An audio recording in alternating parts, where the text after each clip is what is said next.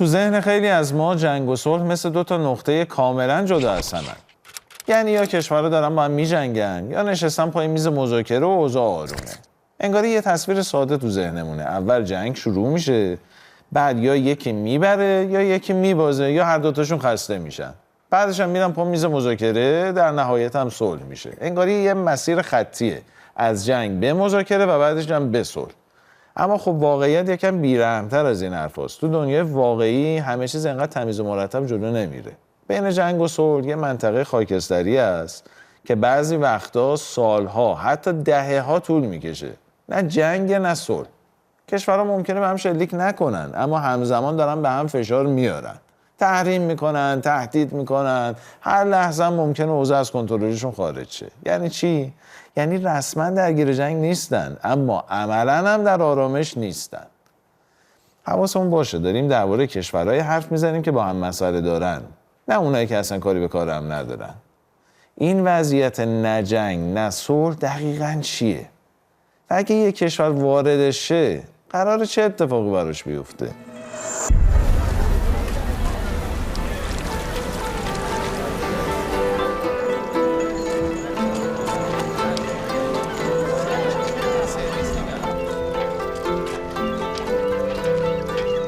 ژاپنی‌ها بین سالهای 1910 تا 1945 به مدت 35 سال کره را اشغال کردند و قصد داشتند این جغرافیا را به امپراتوری بزرگ خودشان ضمیمه کنند.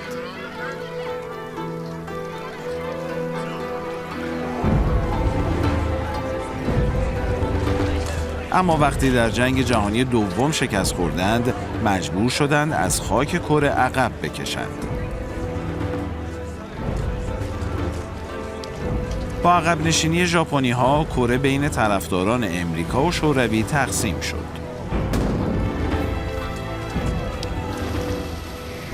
برای اتحاد دوباره دو کره، ارتش کره شمالی در سال 1950 به کره جنوبی حمله کرد و توانست بجز بخش کوچکی مابقی جغرافیای جنوبی را به کنترل درآورد.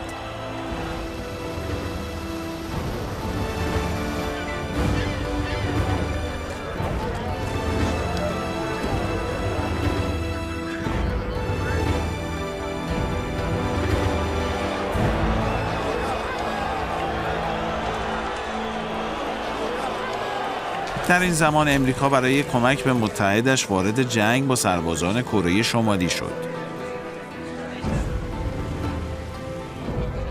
آمریکا توانسته بود در قالب سازمان ملل حمله به ارتش کره شمالی را سازماندهی کند.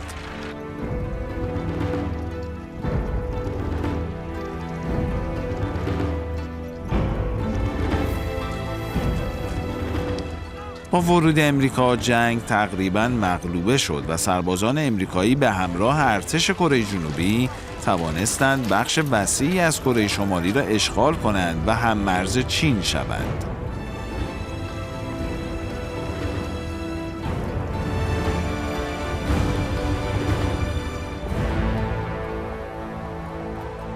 اینجا بود که چین و شوروی سابق هم در حمایت از کره شمالی وارد میدان شدند.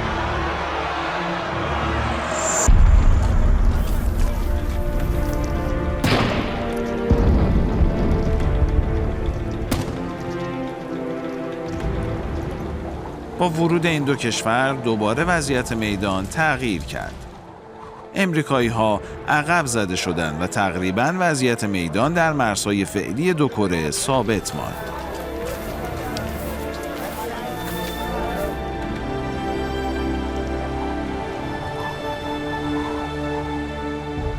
جنگ حدود 3 میلیون نفر را کشت که بیش از 70% غیر نظامی بودند.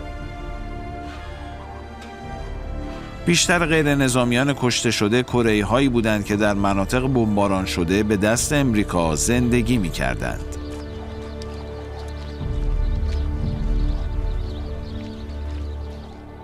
امریکایی ها 635,000 تن بمب روی شهرها و روستاهای کره ریختند و حتی مکارتور فرمانده نیروهای امریکایی مطالبه بمباران اتمی کره شمالی را هم داشت. اعدام‌های غیر نظامیان هم در این جنگ زیاد رخ داد. مثلا وقتی ارتش کره جنوبی به کمک امریکا توانست پیروزی‌های بزرگی به دست بیاورد، شبه نظامیان راستگرا و افراطی را حمایت کرد تا در شهرها و روستاها آنهایی که با ارتش کره شمالی همکاری کرده بودند را دستگیر و اعدام کند. برخی از گزارش‌ها از کشته شدن حدود 100,000 نفر در این اعدام‌ها حکایت دارد.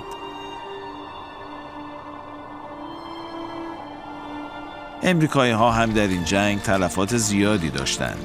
حضور آنها در جنگ پرتعداد بود و در مقطعی به 340,000 نفر هم می‌رسید. از این تعداد 34,000 نفرشان زنده به امریکا باز نگشتند.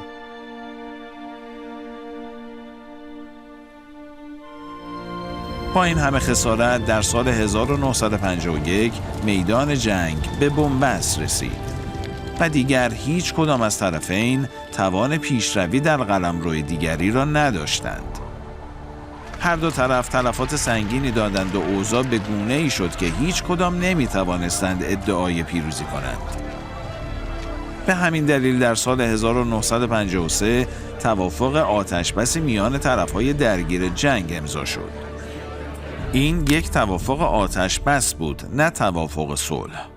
مذاکرات بین دو کره برای رسیدن به توافق صلح هیچگاه به نتیجه نرسید و با اینکه جنگ دیگری با آن ابعاد شکل نگرفت، دشمنی دو کره همچنان باقی است. در اصطلاح سیاسی به وضعیت‌های اینچنین حالت نه جنگ نه صلح می‌گویند. نه جنگ نه صلح یعنی دو تا کشور رسما با هم در حال جنگ نیستن، ولی هیچ کدوم هم نمیتونن بگن اوضاع آرومه. شریک گسترده‌ای تو کار نیست، اما تنش هست، تهدیدم هست، تحریمم هست. گاهی هم درگیری‌ها پراکنده است، یه جور آتش‌بس نانوشته یا نصف نیمه. یعنی فعلا نمیزنیم همدیگه رو، ولی هر لحظه ممکنه دوباره بزنیم همدیگه رو. و مهمتر این که هیچ قرارداد صلح جدی هم امضا نشده که خیال همه رو راحت کنه.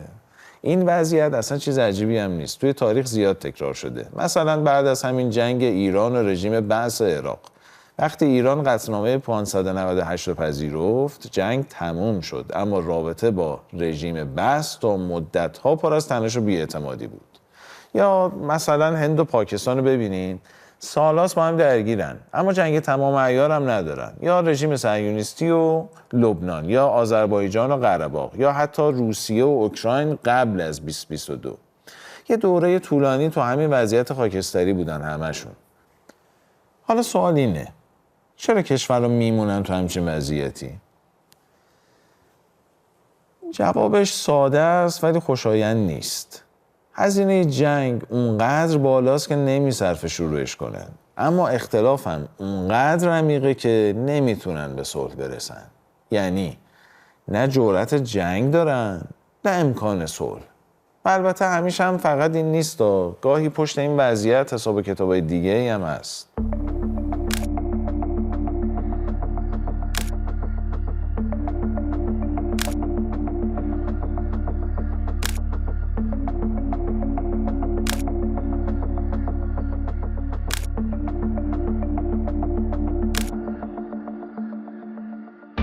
تا قبل از جنگ میهنی سوم، روابط ایران و امریکا یکی از نمونه‌های کلاسیک باقی ماندن در وضعیت نه جنگ نه صلح بود. در این بازه زمانی با وجود اختلافات فراوان و فشار لابی یهود برای ورود امریکا به جنگ، برآوردها از توان نظامی ایران به گونه‌ای بود که هزینه‌های جنگ همواره رؤسای جمهوری امریکا را از جنگ گسترده با ایران باز می‌داشت. این واقع‌گرایی تمایل به کاهش تنش در نهایت به توافق برجام در سال 2015 انجامید. با اینکه برجام توافق صلح آشتی میان ایران و امریکا نبود و از دشمنی‌ها و کارشکنی‌های آنان علیه ایران نکاست، اما به وضوح نشان میداد جنگ با ایران آنقدر پرهزینه است که غرب راهی بجز یک توافق سیاسی با ایران جلوی خود نمی‌بیند. اما انتخاب این مرد به عنوان ریاست جمهوری همه چیز را تغییر داد. ترامپ به وضوح از همان ابتدا سر جنگ با ایران داشت. به همین دلیل برخلاف تصور بسیاری در ایران، ابتدا از توافق برجام کنار رفت و بعد با ترور شهید سلیمانی ایران و امریکا را تا آستانه یک رویارویی همه جانبه پیش برد. تو معرکه قبلی یکم رفتیم سراغ این سوال که اصلا ترامپ چجور آدمیه که همچین تصمیمایی میگیره. نه از روی حدس، بلکه بر اساس کارهایی که روانشناسا دربارش انجام دادن. واقعیت اینه وقتی ترامپ رئیس جمهور شد اونقدر رفتارش غیر قابل پیش بینی بود که بعضی از تحلیلگرا جدی نشستن بررسی کنن این آدم قراره با دنیا چیکار کنه.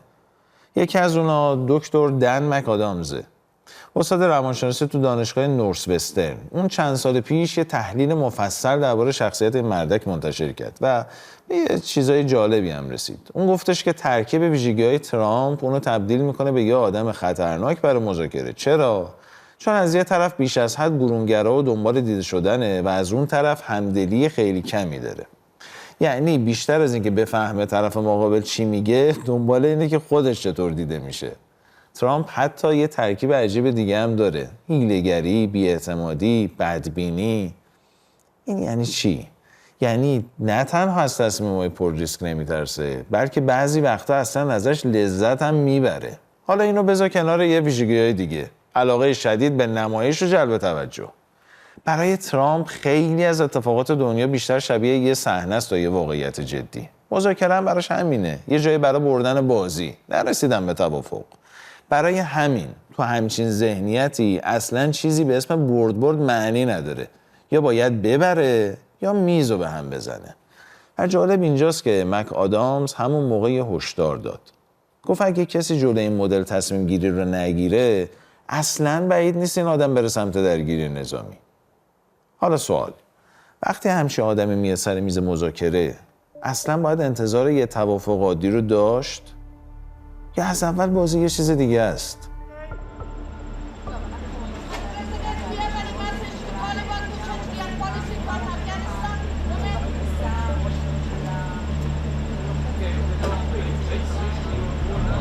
تقریباً در تمام دوران ریاست جمهوری ترامپ، بنیامین نتانیاهو قدرت را در رژیم صهیونیستی در دست داشته است. او همیشه به عقاید افراطیش در مورد مسلمانان محور مقاومت و مخصوصاً جمهوری اسلامی ایران شناخته میشد، اما پس از اتفاقات 7 اکتبر و آنچه به دستور او در فلسطین، سوریه، لبنان، یمن و ایران رخ داد، شخصیت نژاد پرست و خشنش را بیش از گذشته به جهان معرفی کرد.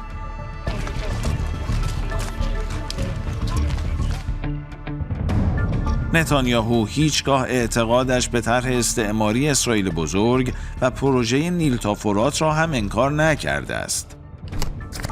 מה אנחנו עושים כאן? אנחנו כאן בשליחות של דורות.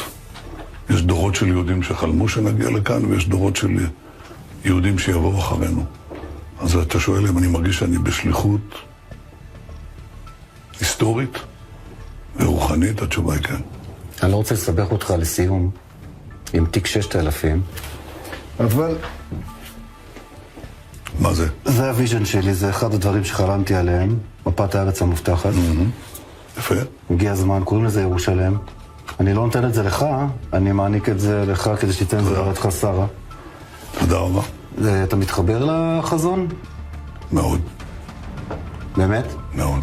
בישראל השלמה. او رکوردهای دیگری هم به نام خود ثبت کرده. نتانیاهو طولانی ترین دوران نخست وزیری در رژیم اشغالگر قدس را دارد. رکوردی که پیشتر در اختیار بنگوریان مؤسس این رژیم بود.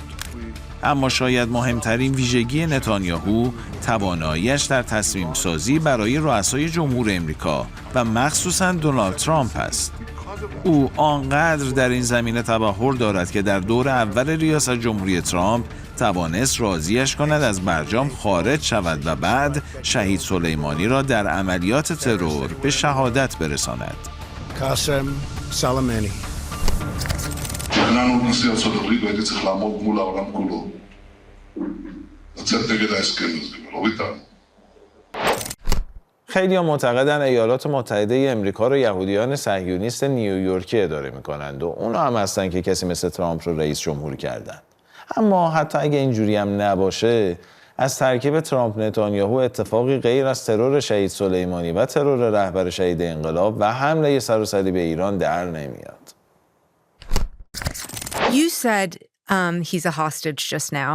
You told the BBC he's a slave to foreign interests. Correct. So I just want to ask you to be sort of explicit. I mean, Trump is being held hostage by whom? Or by who? Benjamin or by Netanyahu and by his many advocates in the United States. And we know that not simply because Trump started the war on February 28th, but because he couldn't get out of it. He declares we're having a ceasefire. This was 4 weeks in. He says we're having a ceasefire. And we're having these talks, and they're going great, and we're going to open the strait. And Iran says, yeah, one of our conditions is Israel's got to pull back from southern Lebanon. You can't use the Iran war as a pretext for stealing more land. بخش قابل توجهی از تحلیلگران نظامی در غرب نقش گزارش‌های اطلاعاتی و ارزیابی‌های ارائه شده از سوی اسرائیل را در شکل‌گیری تصمیم‌های کاخ سفید تعیین کننده می‌دانند. در این میان برخی بر تأثیر مستقیم‌تر تصمیم‌سازی‌های دولت نتانیاهو در جهت‌دهی به رویکردهای تهاجمی واشنگتن تأکید دارند. در کنار این عامل، نخبگان سیاسی در ایالات متحده به مجموعه‌ای از متغیرهای دیگر نیز اشاره می‌کنند. از جمله فشار لابی‌های سیاسی، حضور جریان‌های مسیحی صهیونیست در ساختار قدرت و حتی حواشی و ملاحظات مرتبط با پرونده‌های شخصی رئیس جمهور امریکا مثل اپستین. با این حال در میان این دیدگاه‌ها یک نقطه اشتراک وجود دارد. نقش تعیین کننده ویژگی‌های شخصیتی ترامپ در نحوه تصمیم‌گیری‌های او. صرف نظر از منشأ این تصمیم‌ها، واقعیت میدانی تا این لحظه روشن است. ایالات متحده در فاصله کوتاه 2 بار وارد درگیری نظامی با جمهوری اسلامی ایران شده، اما در هیچ یک به اهداف اعلامی خود دست نیافته است. نه روند توانمندی‌های هسته‌ای ایران متوقف شده، نه شلیک‌ها پایان یافته و نه معادلات منطقه‌ای به نفع واشنگتن تثبیت شده است. In the Iranian regime, Fordow, Natanz, and Esfahan. در عین حال با وجود ادعای وارد آوردن خسارت به تأسیسات هسته‌ای، همچنان موضوع اصلی مذاکرات همان پرونده هسته‌ای باقی مانده است. در میدان منطقه‌ای نیز جریان‌های همسو با ایران در نقاط مختلف به فشار بر منافع امریکا و متحدانش ادامه می‌دهند و در داخل ایران ساختار سیاسی همچنان از سطحی از ثبات همراهی اجتماعی برخوردار است که با پیش‌بینی‌های اولیه همخوانی ندارد.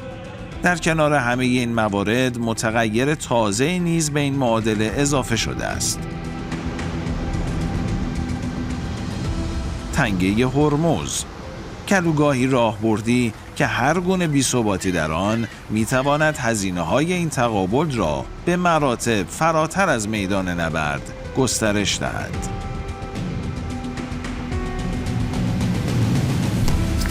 If you look at J.D. Vance as vice president, he was somebody as well staunchly against war. So there was no reason to believe that the administration would betray that promise. I think what happened is Trump started to overplay his hand.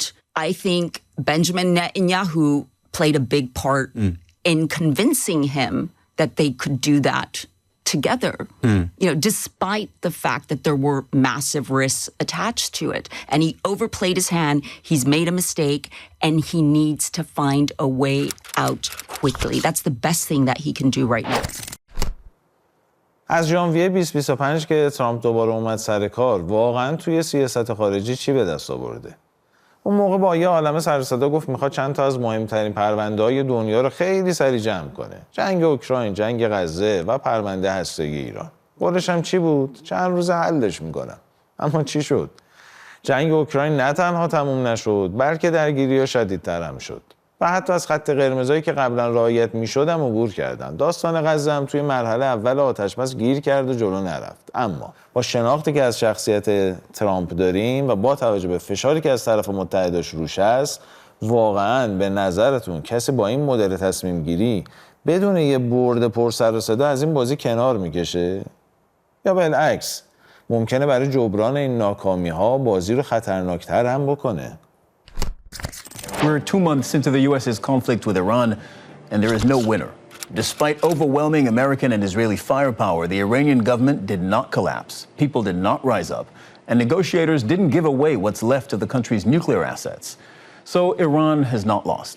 This is a show about what happens when you don't win on the battlefield. What then? The U.S. and Iran are both now selectively blocking the Strait of Hormuz, raising the economic cost of this war for everyone in the hope that the other side will suffer more and will suffer first. That's a strategy based on time. And notice that Donald Trump is no longer promising a swift victory. I don't want to rush it. I want to take my time. We have plenty of time, and I want to get a great deal. Who his wives were. I couldn't name his children. دکتر دن مک آدامز رفتارشناسی و پیشبینی تصمیمات ترامپ را با این کلیدواژه‌ها به شکل خلاصه بیان می‌کند: برونگرا، حیله‌گر، بدبین و غیر قابل اعتماد. به نظر می‌رسد با این توصیفات رژیم صهیونیستی بیش از هر چیز باید بر روی غریزه و ویژگی‌های رئیس جمهور امریکا حساب باز کرده باشد. از این رو در بدترین حالت اگر نتواند در جنگ نظامی برای خود موفقیتی چشمگیر خلق کند، برای بقا و آبروی سیاسی خود حاضر است به هر ایده و طرح خلاقانه‌ای رضایت دهد. از مجموع این واقعیت هاست که میتوان فهمید چرا امریکا برای یک مذاکره منطقی و داد و ستد امتیازات به مذاکره وارد نمی شود و او اساساً قصد توافق با ایران را ندارد. بسیاری با شناختی که از شیوه موساد دارند معتقدند که قرار دادن ایران در وضعیت نه جنگ نه صلح حتماً یکی از پیشنهادات آنان به ترامپ برای شکست مقاومت ایران خواهد بود. در این حالت سایه جنگ بر ایران و اقتصادش باقی میماند. هر از چندگاهی هم ضرباتی محدود اما پرشدت بر جمهوری اسلامی ایران وارد می شود. از سوی دیگر ترور شخصیت‌ها با مسئولیت و تابلوی گروهک‌های ضد انقلاب و رژیم صهیونیستی انجام می شود. محاصره دریایی ابزاری برای تخریب روحیه و روان ملت ایران می شود. اختلافات میان مردم و جریان‌های سیاسی در ایران راه می افتد. تحریم‌ها سختگیرانه تر می شود. اعتراضات صنفی و معیشتی ناآرامی‌های خیابانی ایجاد می‌کنند و خلاصه پس از مدتی آنچه در جنگ به دست نیامد با فرسایشی شدن شرایط سیاسی امنیتی برای صهیونیست‌ها به دست می‌آید. فضا و شرایط نه جنگ نه صلح در واقع شرایطی است که دشمن آمریکای صهیونیستی تلاش می‌کنه با توجه به اینکه توان شکست ملت ایران رو در جنگ نظامی و در میز مذاکره نداشت و بیشترین ضربه رو از جانب مردم و پشتیبانی ملت از حاکمیت جمهوری اسلامی خورد و در نهایت در جنگ روایت‌ها هم مجبور به پذیرش شکست شد. الان تلاش میکنه با بالا نگه داشتن سایه جنگ و تزریق شرایط نه جنگ نه صلح کشور رو در واقع از شرایط نرمال خارج بکنه و اون رو در یک بلا تکلیفی قرار بده. چون این شرایطی طبیعتاً اگر استمرار پیدا بکنه اثرات و تبعات منفی رو در به خصوص فضای اقتصادی کشور خواهد داشت و همچنین تبعات روانی و نگران کننده رو برای آحاد مردم میتونه به دنبال داشته باشه. این شرایط رو دشمن داره تلاش میکنه با تمام ابزار خودش ایجاد بکنه در کشور. اما در نقطه مقابل خب ما برنامه‌هایی رو باید در این رابطه دولت محترم و ساختار حاکمیت داشته باشه. به نظر میرسه که این اتفاق در حال وقوع هست و تمام تلاش کشور در تمام حوزه‌ها، هم حوزه دیپلماسی، هم حوزه نظامی، هم حوزه در واقع مباحثی که دولت داره برای تمشیت امور پیگیری میکنه، با این هدف گذاری صورت میگیره که سایه نه جنگ نه صلح از کشور برطرف بشه و به هر حال کشور تکلیف خودش رو در رابطه با روزها، هفته‌ها و ماه‌های آینده بدونه. روحیه کار و تلاش رو غلبه بدهیم بر حالت نجنگ نه صلحی که دشمن میخواد بر ما تحمیل کنه.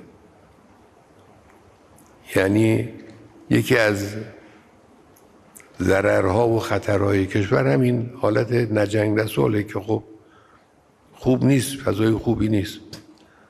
روحیه کار رو، روحیه تلاش رو، همت و انگیزه رو با گفتن، با عمل کردن، با نشان دادن نتایج این رو غلبه بدیم.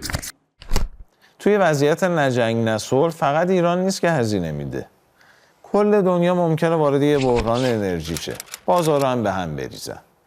کشورهای حاشیه خلیج فارس عملاً وسط یه زمین ناامن تنها بمونن و حتی تو خود امریکا هم ممکنه این وضعیت به ضرر دولتش تموم شه و جمهوری خواها توی انتخابات کنگره ضربه بخورن. ولی واقعیت اینه که برای صهیونیست‌ها هیچ کدوم اینا اولویت نیست. برای اون فقط یه چیز مهمه. ایران زمینگیر شه، اونم به هر قیمتی. حالا اگه نتونن توی جنگ نظامی به اون هدف برسن، میان سراغ همین وضعیت نجنگ نه صلح. تازه از داخل کشور رو تحت فشار میذارن. یعنی جنگی که صداش کمتره ولی فرسایشی تره. برای این بازی روی یه چیزی حساب ویژه باز کردن. ویژگی‌های شخصیتی ترامپ. البته این همون سناریویی که اونا دوست دارن اتفاق بیفته. اما یه سوال مهم این وسط است. ما مردم ایران چی میخواییم؟ آیا قراره تو این بازی فقط تماشاچی شیم؟ یا خودمون قاعده بازی رو عوض کنیم؟